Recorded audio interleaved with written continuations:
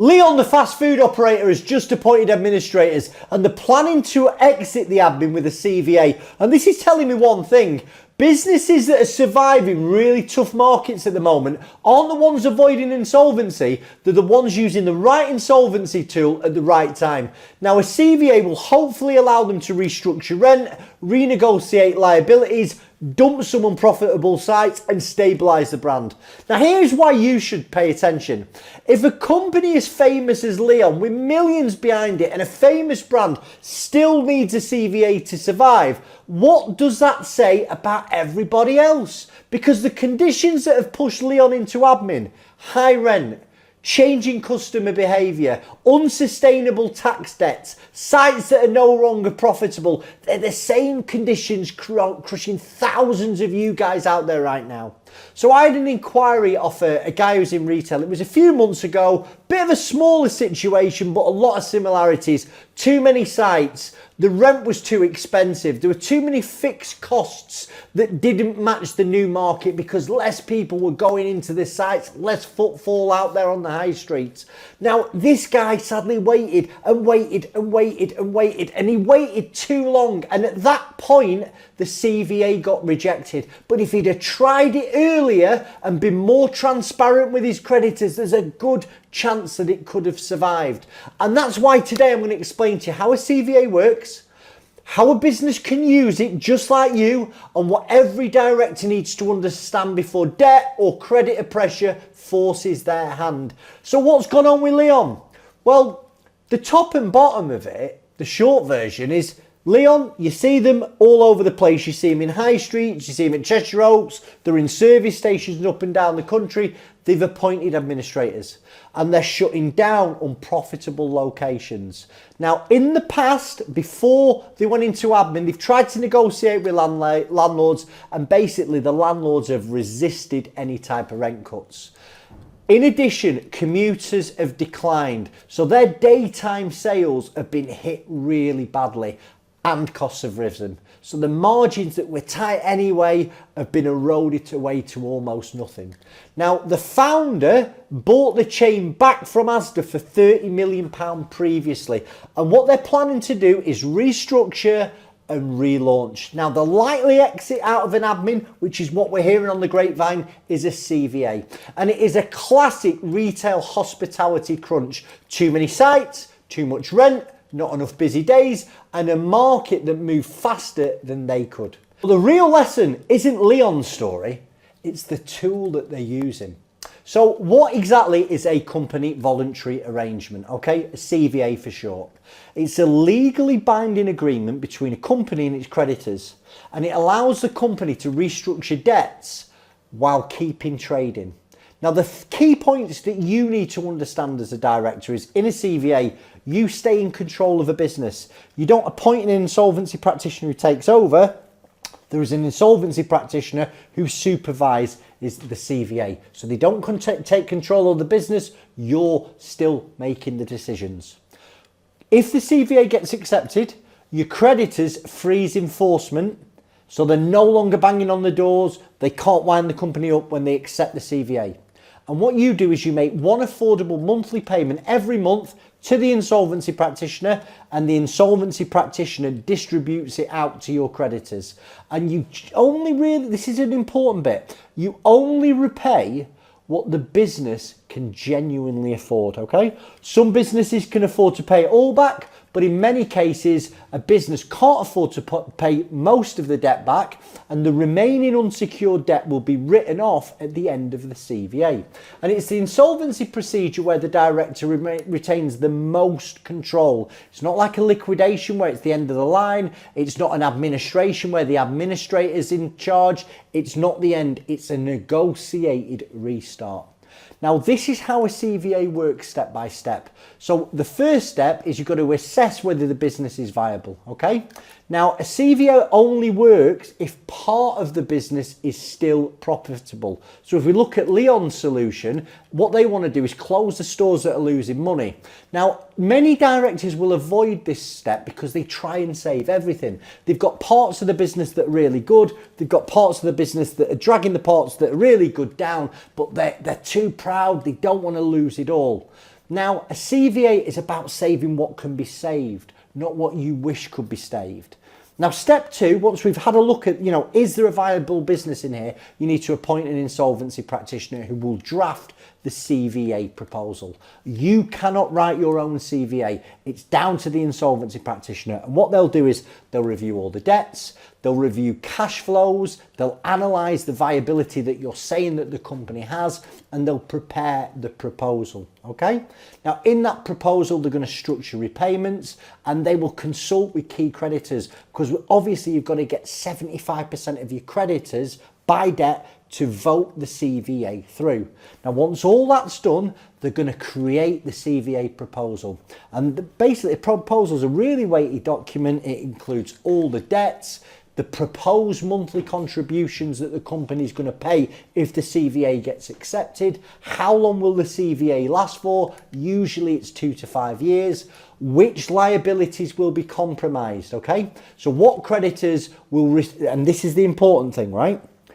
There's a comparison statement in the CVA proposal, and it basically compares credit, it shows to creditors what the comparison will be between accepting the CVA compared to liquidation, okay?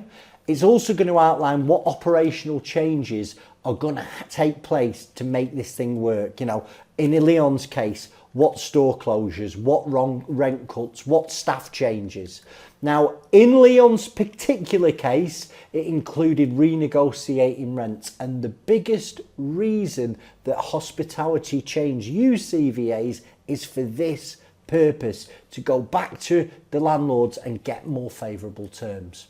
Now, step 4 is once the CVA is basically drafted, it's ready to go, it's presented to the creditors, and the creditors then vote on whether they accept the CVA or not.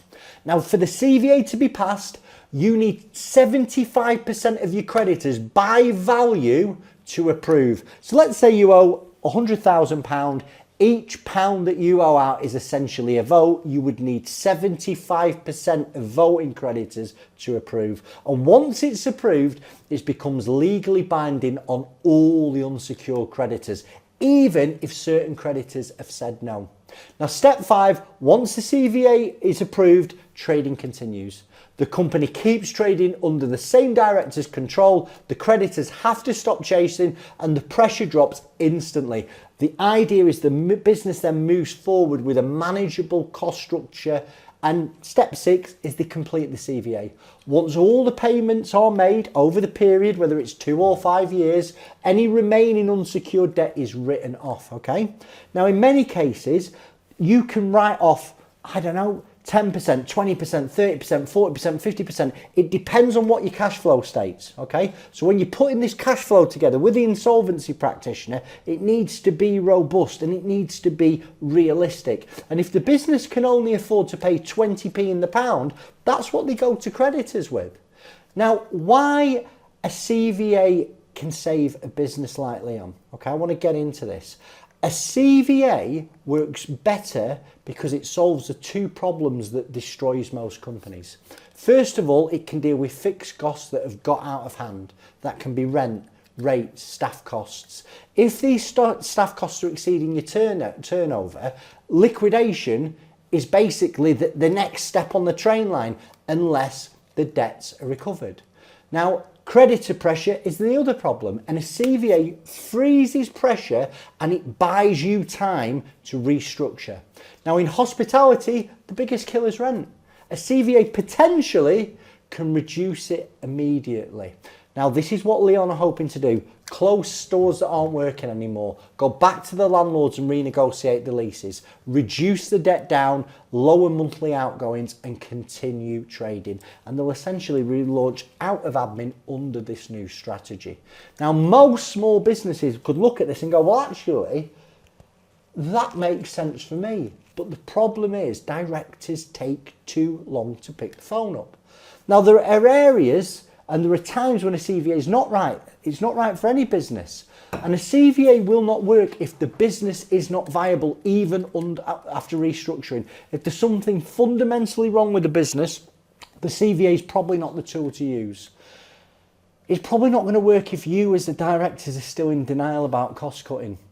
It's not going to work if there's no realistic cash flow that you can demonstrate to creditors about how they're going to get the money in the future. And it's not going to work if creditors have lost trust completely. And again, I spoke about it earlier about that inquiry that I had. The reason his CVA got knocked back is nobody trusted him anymore. If you're continually making false promises to creditors and then you come up with a CVA, the chances are if any goodwill and any trust that they had in you has gone. And obviously, it's never going to work if the company can't even cover the basic CVA contributions, okay? And if a CVA doesn't work, your option is generally liquidation. Now, even though this is Leon, it's a really big chain. There are lessons in this for every UK director, because this situation that Leon has found itself in, it's not unusual. It's a warning. And I think it teaches you the main things are you've got to act early. You know, when you are struggling to make your payments at the end of the month, robbing Peter to pay Paul, can't pay payroll, you're looking at your cash flow and you can see a problem down the line, that's the time to pick the phone up. Try and cut costs early, because if you cut costs before you're forced to, that's got to put you in a better position. Don't carry unprofitable sites or contracts. You've got to be really ruthless. If things aren't working, you've got to try and get rid of them. And obviously cash flow is king. Now, a CVA is a rescue tool. It's not an embarrassment. The idea is you go into a CVA, you pay everybody what you can afford to pay, and you exit.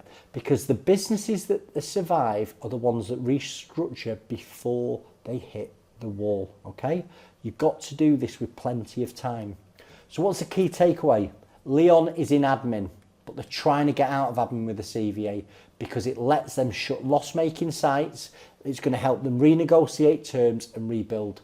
A CVA may be the single most powerful rescue tool available to UK businesses right now, but only if you act early enough. If you're a UK director and you're under pressure from landlords, suppliers, HMRC or lenders, talk to us at Director First. We'll assess whether a CVA is realistic for you, walk you through your options and help protect the parts of the business that is still worth saving. Now, if you want more information on CVAs, I want you to go and hit that video there. That video will tell you absolutely everything you need to know about company voluntary arrangements. Go and watch it now. Thanks for your time. Bye-bye.